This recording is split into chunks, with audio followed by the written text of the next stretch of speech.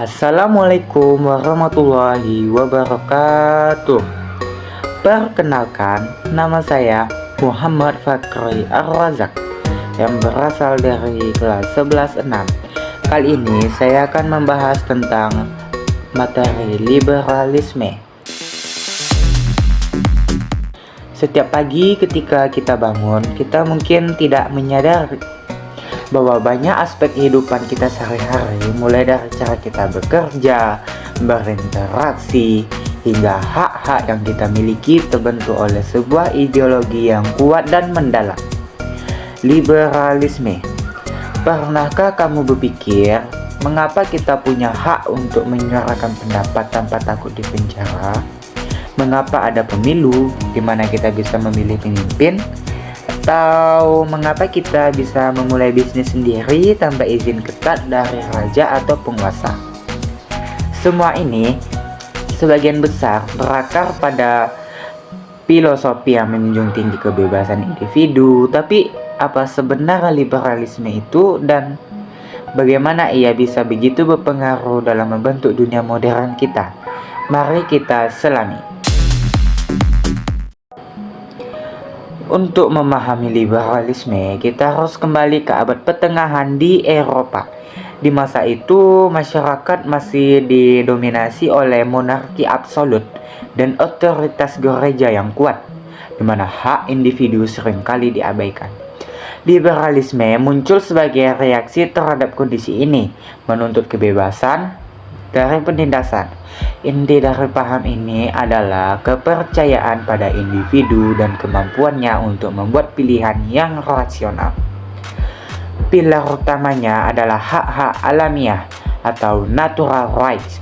Tokoh sentralnya yaitu John Locke, filsufus Inggris abad ke-17. Locke berargumen bahwa setiap manusia terlahir dengan hak-hak yang melekat pada dirinya, hak atas hidup, hak atas kebebasan, dan hak atas properti.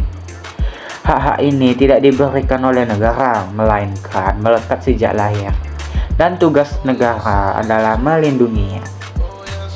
Dari sinilah muncul konsep kontrak sosial, bahwa pemerintah mendapatkan legitimasinya dari persetujuan rakyat dan harus melindungi hak-hak mereka. Jika pemerintah gagal, rakyat berhak untuk menggantinya. Inilah adalah gagasan yang sangat radikal pada masanya. Ide-ide liberal segera mentransformasi lanskap politik. Prinsip kebebasan individu dan persetujuan rakyat menjadi dasar bagi sistem pemerintahan yang kita kenal sebagai demokrasi modern. Ciri khasnya, pemerintahan konstitusional. Sebuah konstitusi ditulis untuk membatasi kekuasaan pemerintah, memastikan bahwa tidak ada satupun lembaga atau individu yang memiliki kekuatan absolut. Lalu ada pemilu yang bebas dan adil. Rakyat berhak memilih perwakilan mereka, memastikan bahwa suara mereka didengar dan kekuatan tidak berpusat di tangan segelintir elit. Tak kalah penting, pemisahan kekuasaan atau separation power. Ide dari Montesquieu bahwa kekuasaan negara harus dibagi menjadi tiga cabang, yakni eksekutif atau pemerintah, legislatif, pembuat undang-undang, dan yudikatif, pengadilan. Ketiganya saling mengawasi dan menyeimbangkan, check and balance, untuk mencegah penyalahgunaan kekuasaan. Ini adalah benteng pertahanan terhadap tirani, sebuah warisan liberal yang tidak ternilai. Selain politik, liberalisme juga merevolusi pemikiran ekonomi. Ide tentang kebebasan individu diterjemahkan menjadi kebebasan ekonomi. Bapak dari pemikiran ekonomi liberal adalah Adam Smith dengan karyanya yang monumental, The Wealth of Nations. Smith mengemukakan ide ekonomi pasar bebas atau yang kita kenal sebagai kapitalisme.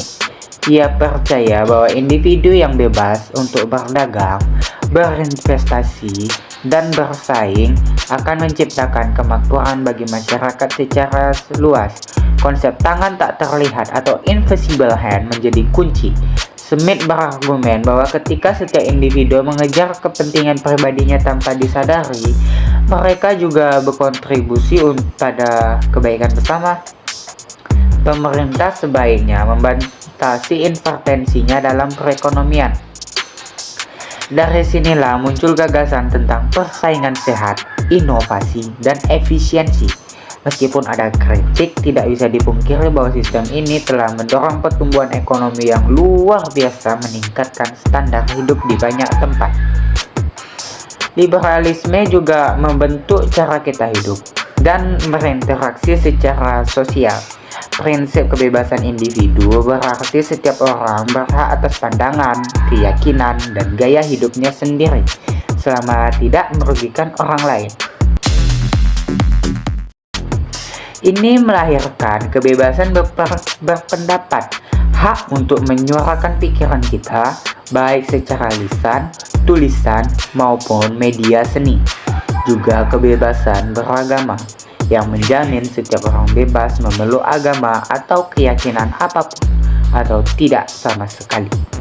Hasilnya adalah masyarakat yang lebih toleran, pluralistik, di mana keragaman dihargai dan perbedaan dianggap sebagai kekayaan, bukan ancaman.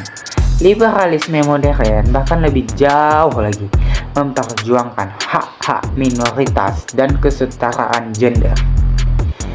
Inilah yang memungkinkan kita untuk hidup berdampingan meskipun memiliki latar belakang dan pandangan yang berbeda-beda. Namun, seperti setiap ideologi, liberalisme tidak sempurna dan terus berevolusi. Kritik sering datang dari isu kesenjangan ekonomi yang parah akibat pasar bebas yang kurang diatur atau kurangnya kepedulian sosial terhadap mereka yang terpinggirkan. Untuk mengatasi ini, lahirlah liberalisme sosial atau liberalisme modern. Varian ini percaya bahwa pemerintah harus lebih aktif dalam menjamin kesejahteraan sosial, pendidikan, layanan kesehatan, dan kesempatan yang setara bagi semua, bukan hanya melindungi kebebasan pasar. Ini menunjukkan bahwa liberalisme adalah filosofi yang dinamis, yang terus beradaptasi dengan tantangan zaman, terlepas dari segala kritik dan kritikan lainnya. Liberalisme tetaplah ideologi yang bebas, terbuka, dan inklusif. Ia adalah pendorong yang baik di revolusi demokrasi, ekonomi, dan sosial yang telah membentuk dunia kita saat ini. Jadi, setiap kali kamu menyuarakan hakmu, memilih pemimpin, atau berinovasi, ingatlah kamu sedang berdiri di atas bahu pemikir liberal yang mengubah sejarah. Jangan lupa like, share, dan subscribe untuk konten-konten edukatif lainnya. Sampai jumpa. I tried so hard and got so far. In the end, it doesn't even matter. I had to fall to lose it all. In the end, it doesn't even matter.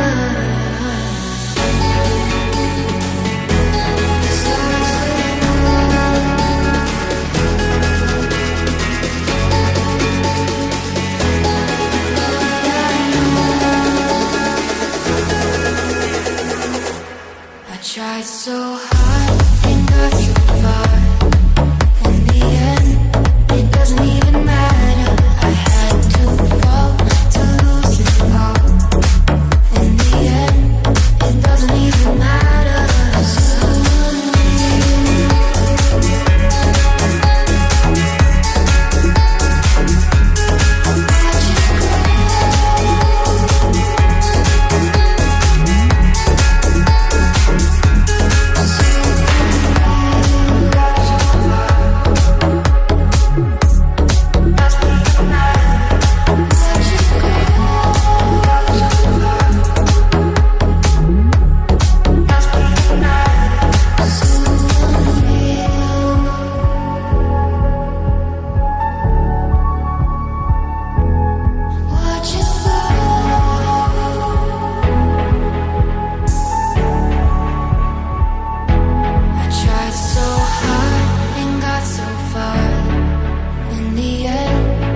Doesn't even matter.